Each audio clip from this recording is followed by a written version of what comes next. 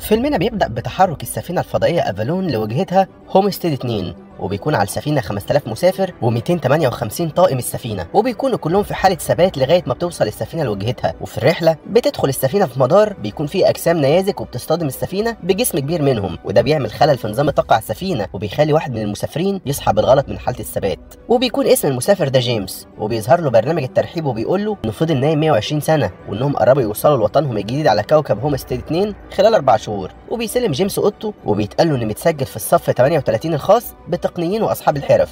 وبيرتاح جيمس وبيبتدي يجهز عشان يبتدي اول يوم ليه على السفينه، وبيبتدي حضور اول صف ليه ولكن ما بيلاقيش حد معاه، وبينزل القاعه الرئيسيه وما بيلاقيش برضه حد من المسافرين كلهم ولا حتى افراد الطاقم ولا حتى القبطان في المقصوره بتاعته. وبيوصل لغرفه المرصد الفلكي اللي فيه بتبان الخريطه اللي بتوضح مسار رحله السفينه، ولكن جيمس بيتفاجئ بانه هيوصل كوكب هومستيد بعد 20 سنه لسه، وان هو نام لمده 30 سنه بس بدل ال 120. وبيستنتج جيمس انه صحي بسبب خلل، وبيروح يبعت رساله استغاثه لكوكب الارض، ولكن نظام السفينه بيقول له ان الرساله هتوصل في 19 سنه وهيجي له الرد بعد 55 سنه. وبيتمشى جيمس في قاعات السفينه وبيلاقي بار، وبيتفاجئ ان العامل بالبار بيكون شكله زي البشر، فبيجري عليه بسرعه عشان يتكلم معاه، وبيساله العامل عن مشروبه وبيروح يجيبه له. وبيلاحظ جيمس ان العامل ده عباره عن انسان آلي اسمه ارثر، وكل ما بيساله جيمس عن حاجه بخصوص انه صحي بالغلط ما بيعرفش ارثر انه يرد عليه. وبيروح جيمس عشان ينام وبيصحى وبينزل يفطر لوحده على السفينه، وبتجيله فكره انه يقرا الكتب التقنيه اللي بتتكلم عن فكره عمل مقصورات الثبات، وبيتعلم طرق الصيانه ليها، وبيروح عشان يصلح المقصوره بتاعته ويجرب ينام فيها، ولكن برضه محاولته بتفشل. وبيكون محتاج مساعده حد من افراد الطاقم اللي بيكونوا نايمين في قسم خاص بيهم، واللي الباب بتاعه بيكون مقفول باحكام شديد، ومهما جيمس حاول انه يكسر الباب باي طريقه كان دايما بيفشل. وبيكون جيمس في قمه الاحباط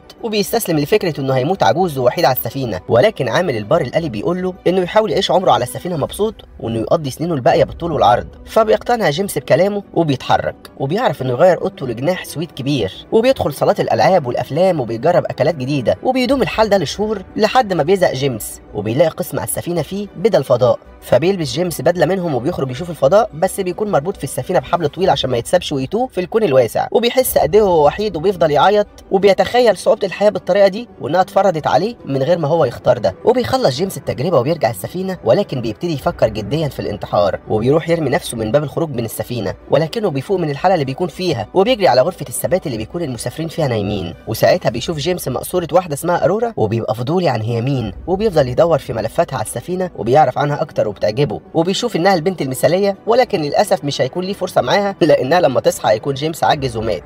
وبتيجي لجيمس فكره انه يصحي ارورا من حاله الثبات، ولكن بيفكر وبيأنبه ضميره ان ده هيكون طمع وانه ملهوش الحق انه يبوظ حياتها هي كمان زي ما حصل معاه، وبيحاول يبعد الفكره دي عن دماغه، ولكن مع الايام بيقرر انه يعمل اللي عايزه وبيصحيها. وبيروح للمقصوره بتاعت ارورا وبيتسبب في خلل تقني فيها بيكون نتيجته ان ارورا بتصحى من النوم، وبيجري جيمس بسرعه قبل ما ارورا تفوق عشان ما تعرفش انه صحاها. وبينزل جيمس بعدها القاعه الرئيسيه وبيلاقي ارورا هناك بتدور على حد على السفينه، وبيتقابلوا وبيتعرفوا على بعض، وبيقول لها جيمس انه حصل معاها زي ما حصل معاه، وان السفينه لسه عليها 89 سنه عشان توصل، وانه حاول يوصل لمقصوره الطاقم ولكن بابهم مقفول بنظام امني عالي، وانه فضل لوحده على السفينه لمده سنه و3 اسابيع. وساعتها بتيجي نوبه قلق لارورا وبتجري على المقصوره بتاعتها، ولكن ما بيكونش في طريقه ترجع بيها لحاله الثبات زي ما جيمس وضح لها. وبيجي ميعاد النوم على السفينه وبتروح ارورا اوضتها تنام، ولكن جيمس بيروح البار وبيطلب هناك من ارثر انه ما يقولش لارورا ان هو اللي صحاها، وان هو هيعترف لها بقى بعدين لوحده. وبتصحى ارورا بعدها من النوم وهي خايفه وبتعيط، وبتنزل وبتحاول تلاقي اي طريقه عشان تطلع من الورطه دي، ولكنها ما بتلاقيش، وبيقول لها جيمس انه جرب كل حاجه بدون اي فايده. وبتكون ارورا بتشتغل كاتبه ايام ما كانت على الارض،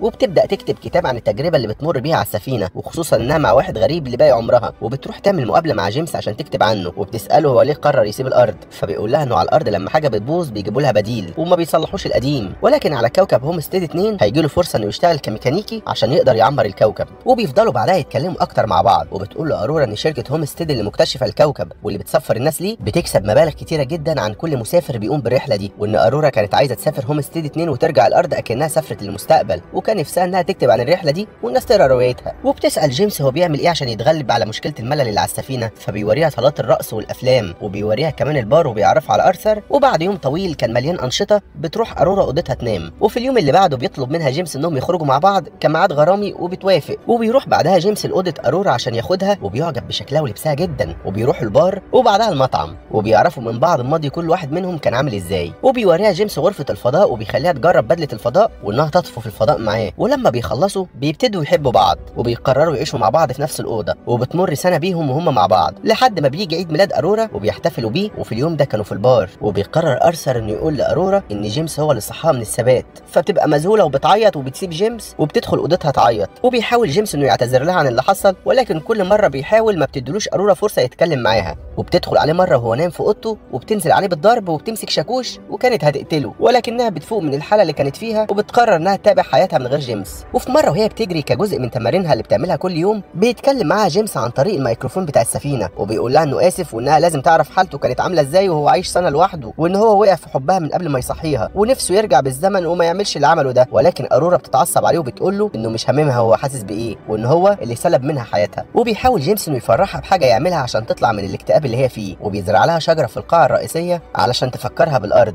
وبتشوفها ارورا وبتتحسن حالتها النفسيه للافضل. وبعدها بيظهر صوت حد بيتكلم في الميكروفون وبيسال عن مين اللي زرع الشجره على السفينه بتاعته، وبيطلع صاحب الصوت ده هو القبطان جاس، واللي حصل خلل في المقصوره بتاعته ادى لانه يصحى هو كمان. وبيتعرف ساعتها على كل من جيمس وارورا، وبيطلع بيهم على الاوضه بتاعه طاقم السفينه اللي كان جيمس بيحاول يفتحها من زمان. وبيلاحظ جاس ان في حوادث خلل كتير حصلت على السفينه، وبيبدا يتفحص السفينه يدويا، وبيكتشف ان مقصوره ارورا حد عمل فيها خلل والشخص ده يبقى جيمس. وبتحكي له بعدها ارورا على اللي جيمس عمله، وبيقول لها جاس ان جيمس كان بيغرق، وان اللي بيغرق بيحاول يشد شخص معاه، ويا ريت تحاول انها تعذره وتفهم هو كان حاسس بايه وهو عايش لوحده سنه على السفينه. وبعد ساعات بينام جيمس وبتكون ارورا في حمام السباحه، وبيحصل عطل كبير في السفينه بيخلي الجاذبيه تتعطل، وساعتها ارورا كانت بتغرق في الميه عشان مش عارفه تعوم من غير جاذبيه. وفي نفس الوقت جيمس بيطلع لاعلى مكان في اوضته وهو نايم وبترجع الجاذبيه على طول، ولكن بيقع جيمس على وشه ويتعور، وبتعرف ارورا انها تطلع من حمام السباحه. وساعتها جاس بيجتمع بيهم وبيقول لهم ان المشكله طالما وصلت للجاذبيه يبقى الوقت بيروح منهم، وان السفينه مش هتعرف بالطريقه دي توصل لوجهتها، وانهم دلوقتي يعتبروا متواجدين على سفينه هتغرق. وبيروحوا يوصلوا لمقر الصيانه الرئيسي للسفينه، وبيقول لهم جاس ان الانظمه مش عارفه تحدد الخلل فين وانهم لازم يلاقوه يدويا. ولكن فجاه بيغم عليه وهو بيتكلم، فبيوديه جيمس وارورا فورا على وحده المسح الطبي، وبيكتشفوا انه جاس عنده 612 مرض وانه بيحتضر، وبيطلب جاس منهم انهم يسيبوه يرتاح. ولكن بتحصل مشاكل تقنيه كتير على السفينه بعدها، وبيروحوا لجاس تاني بعد ساعات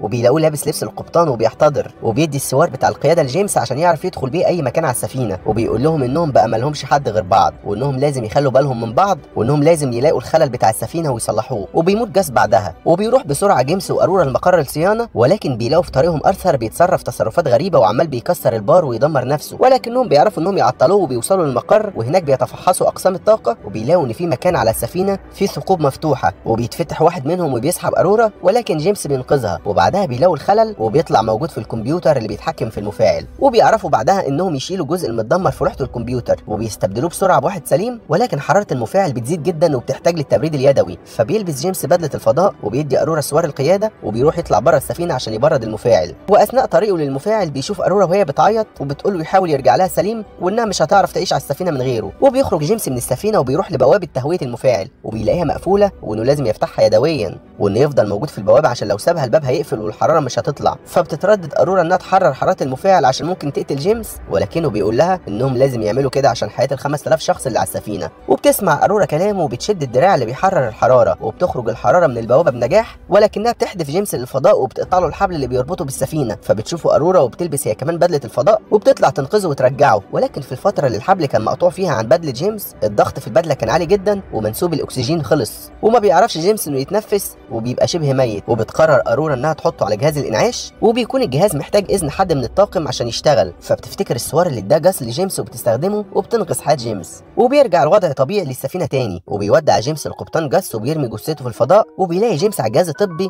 خيار وضع الثبات، وبيوري ارورا انه اكتشف ده، وبيقول لها انه هيخليها تعرف ترجع لحاله الثبات تاني، ولكن ما بيكونش فيه غير جهاز واحد بس، وما بتوافقش ارورا لانها عايزه تعيش مع جيمس. وبعدها بيكونوا في البار وبيقدم جيمس خاتم الجواز لارورا وبتوافق. وبعد 88 سنه بيصحى المسافرين لما السفينه بتوصل لمجره كوكب هومستيد 2، وبيسمعوا التسجيل الصوتي لارورا وهي بتحكي لهم اللي حصل. واثناء ما هم بيسمعوها بيشوفوا اللي جيمس وارورا عملوه على السفينه وهم عايشين، وبيكون ساعتها جيمس وارورا عاشوا حياتهم على السفينه وبعدها ماتوا.